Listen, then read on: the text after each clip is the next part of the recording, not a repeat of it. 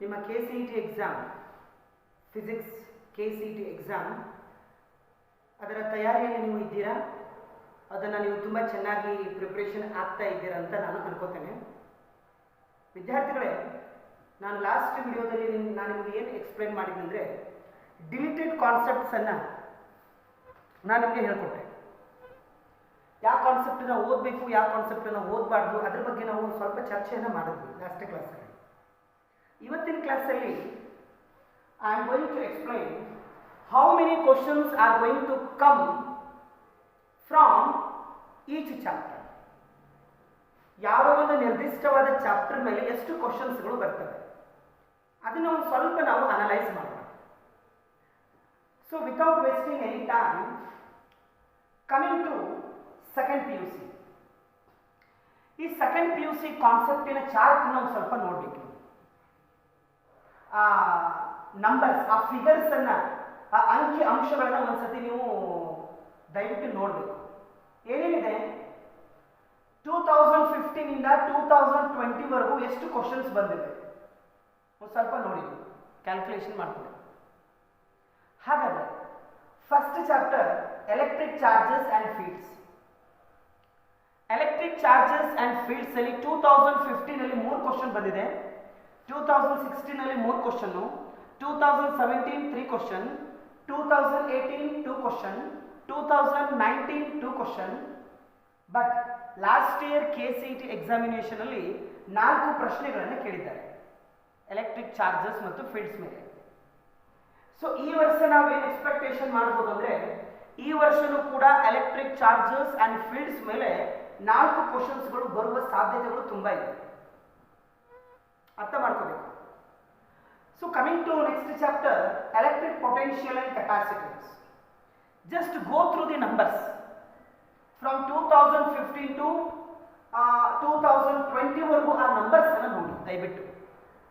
ಎಷ್ಟೆಷ್ಟಿದೆ? 2015 2 questions, 16 3 questions, 17 2 questions, 18 4 questions, 19 6 questions and 20 4 questions. So 2021 ಅಲ್ಲಿ ನಾವು ಏನೇನು ಎಕ್ಸ್ಪೆಕ್ಟೇಷನ್ ಮಾಡ್ಬೋದು ಅಂದರೆ 4 to 5 ಕ್ವಶನ್ಸ್ ಅನ್ನ ಕೇಳೋ ಸಾಧ್ಯತೆಗಳು ತುಂಬಾ ಇದೆ. Based on which chapter? Electric potential and capacitance ಮೇಲೆ. So coming to third chapter, current electricity. Go through the numbers 15 16 17 18 19 20. Last year KCET ಅಲ್ಲಿ 6 ಕ್ವಶನ್ಸ್ಗಳನ್ನು ಕೇಳಿದ್ದಾರೆ. ಈ ವರ್ಷ ನಾವೇನು ಎಕ್ಸ್ಪೆಕ್ಟ್ ಮಾಡಬಹುದು ಅಂದ್ರೆ, we are going to get minimum 6 questions, maximum 7 questions on current electricity. ತುಂಬಾ important chapter ಆಗ್ತದೆ. So coming to fourth chapter, moving charges and magnetism. Moving charges and magnetism ಅಲ್ಲಿ 2015 3 questions, 2016 2 questions and 2017 how many questions?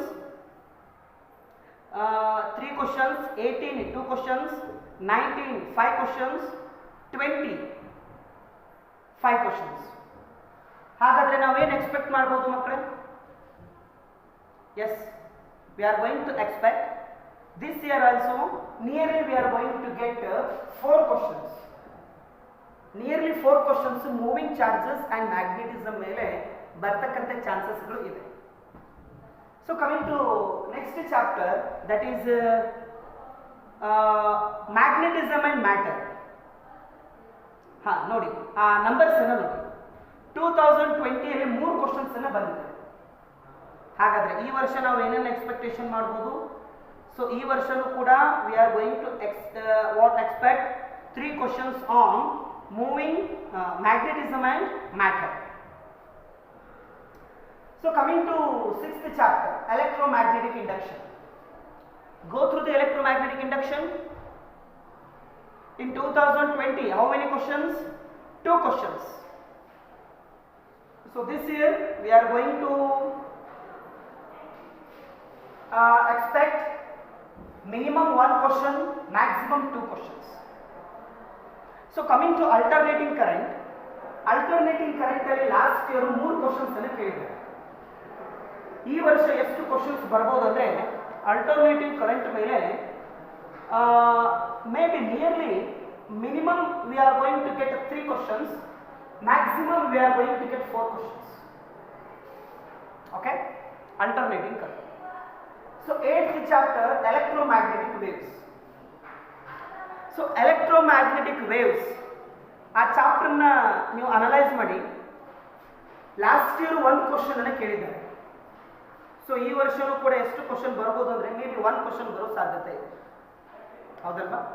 So coming to ray optics, go through the numbers. 2015 to 16, how many?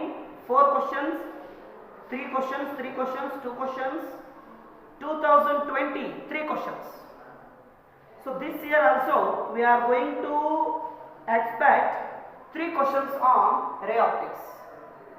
Ray optics ಮೇಲೆ ನಾವು 3 questions ಅನ್ನ ಈ ವರ್ಷ ಬರಬಹುದು ಅಂತ ಊಹಿಸಿಕೊಳ್ಳಬಹುದು. So coming to ray optics,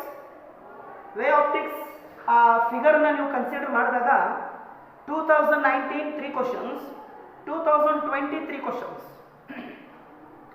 so ಈಸಿಯಾಗಿ ನಾವು ಏನನ್ನ ಊಹೆ ಮಾಡಬಹುದು ಅಂದ್ರೆ ವೇವ್ ಆಪ್ಟಿಕ್ಸ್ ಮೇಲೆ ಈ ವರ್ಷ 3 ಕ್ವಶನ್ಸ್ಗಳು ಕೇಳೋ ಸಾಧ್ಯತೆ ಇದೆ, ಹೌದಾ? So coming to modern physics, dual nature of radiation and matter. Just go through the figures, just go through the numbers. How many questions asked in previous examination? Yes, last year 1 question ಬಂದಿದೆ. So ಈ ವರ್ಷನೂ ಕೂಡ 1 question ಅನ್ನು ನಾವು expect ಮಾಡಬಹುದು dual nature ಅಲ್ಲಿ. ಗೋ through the atom chapter. Atom chapter last year ಎಷ್ಟು questions ಬಂದಿವೆ? 4 ಕ್ವಶನ್ಸ್ ಬಂದಿವೆ. 4 ಕ್ವಶನ್ಸ್ಗಳು ಆಟಮ್ ಚಾಪ್ಟರ್ ಮೇಲೆ ಬಂದಿವೆ. ಸೊ ಈ ವರ್ಷ ನಾವೇನು ಎಕ್ಸ್ಪೆಕ್ಟ್ ಮಾಡಬಹುದು ಅಂದರೆ 4 ಕ್ವಶನ್ಸ್ ಬರೋ ಸಾಧ್ಯತೆಗಳು ಕಡಿಮೆ ಇವೆ. Minimum we are going to get 2 questions, maximum we are going to get 3 questions this year.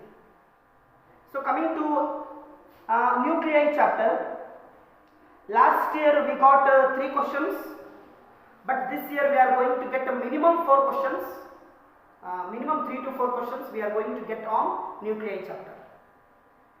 So coming to semiconductors, semiconductor को एक बार देखो भाई, last year कितना questions पूछा है? 3 questions पूछा है. ಈ ವರ್ಷ ಎಷ್ಟು ಕೇಳಬಹುದು ಅಂದ್ರೆ ಮಿನಿಮಮ್ 3, ಮ್ಯಾಕ್ಸಿಮಮ್ 4 ಕ್ವಶನ್ಸ್ ಅನ್ನ ಈ ವರ್ಷ ನಾವು ಎಕ್ಸ್ಪೆಕ್ಟೇಷನ್ ಮಾಡಬಹುದು. ಅರ್ಥ ಮಾಡ್ಕೋಬೇಕು ವಿದ್ಯಾರ್ಥಿಗಳು. ಸೊ ಕಮ್ಯುನಿಕೇಶನ್ ಸಿಸ್ಟಮ್ ಈ ಕರ್ನಾಟಕದಲ್ಲಿ ಕಂಪ್ಲೀಟ್ ಚಾಪ್ಟರ್ನ ರಿಮೂವ್ ಮಾಡಿಬಿಟ್ಟಿದ್ದಾರೆ.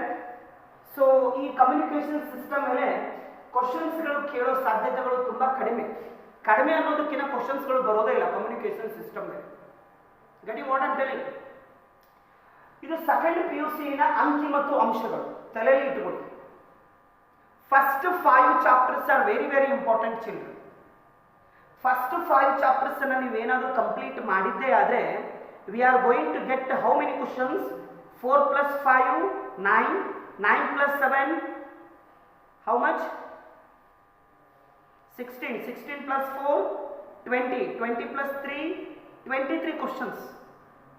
ಅಂದರೆ KCET ಕ್ವಶನ್ ಪೇಪರ್ ಅಲ್ಲಿ ಅರ್ಧದಷ್ಟನ್ನು ನಾವು ಸಾಲ್ವ್ ಮಾಡ್ಬೋದು. ನೀವು ಫಸ್ಟ್ 4 ಚಾಪ್ಟರ್ಸ್ ಅನ್ನು ಏನಾದರೂ 5 ಚಾಪ್ಟರ್ಸ್ ಅನ್ನು ನೀವೇನಾದರೂ ಪ್ರಿಪೇರ್ ಆಗಿದ್ರೆ. Getting what I am telling. ಹಾಗಾದ್ರೆ ಕಮಿಂಗ್ ಟು ಫಸ್ಟ್ ಇಯರ್ ಕೂಡ ತುಂಬಾ ಇಂಪಾರ್ಟೆಂಟ್ ಆಗ್ತದೆ. ಯಾರು ಮ್ಯಾಕ್ಸಿಮಮ್ ಮಾರ್ಕ್ಸ್ ಎಲ್ಲ ತಗೋಬೇಕಂದಿರ್ತಾರಲ್ಲ ಅವ್ರಿಗೆ. So coming to first PUC ಅಂಕಿಅಂಶಗಳನ್ನು ನೋಡಿ ಒಂದ್ಸತಿ. Physical work 0, completely 0 physical work. Units and measurements, we are going to get 1 question this year. Motion in a straight line, so maybe we are going to get 1 question definitely. Motion in a plane, last year 2 questions, this year also 2 questions. Then laws of motion, last year 1 question, so this year we can expect 2 questions, laws of motion. Next, work energy power, last year 1 question, this year we can expect 1 question from work energy power. System of particle and rotational motion, Last year one question, so this year we are going to expect one question from system of particle and rotational motion. Then 8th chapter gravitation को देखो. Gravitation के ऊपर last year एक question पूछा है, ಈ ವರ್ಷ ಎರಡು ಕ್ವೆಶ್ಚನ್ಸ್ ಅನ್ನು ಕೇಳೋ ಸಾಧ್ಯತೆ ಇದೆ ಗ್ರಾವಿಟೇಷನ್ ಗೆ. So we are going to expect 2 questions on gravitation. So coming to mechanical properties of solids, last year one question, this year also one question.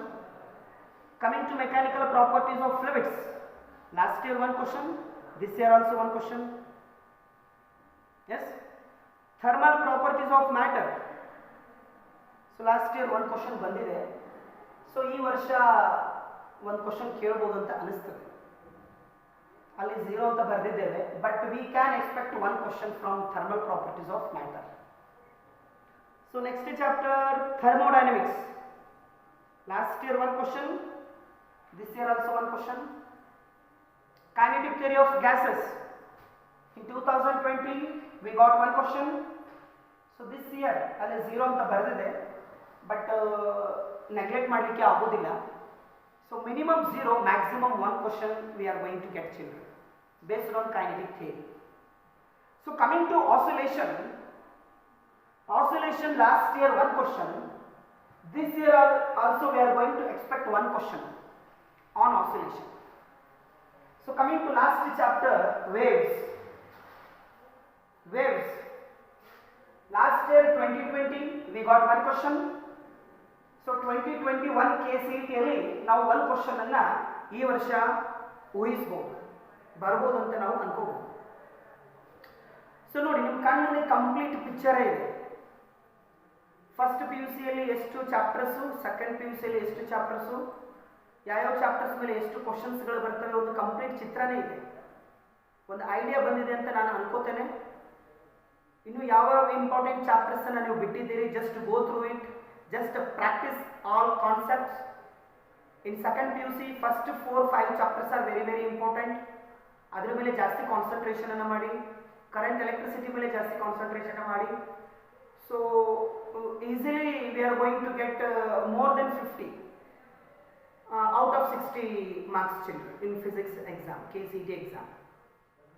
So I hope ಇವತ್ತಿಂದ ನೀವು ಇನ್ನೂ ಚೆನ್ನಾಗಿ ಪ್ರಿಪರೇಷನ್ ಅನ್ನು ಮಾಡ್ತೀರಂತ ನಾನು ಅನ್ಕೋತೇನೆ.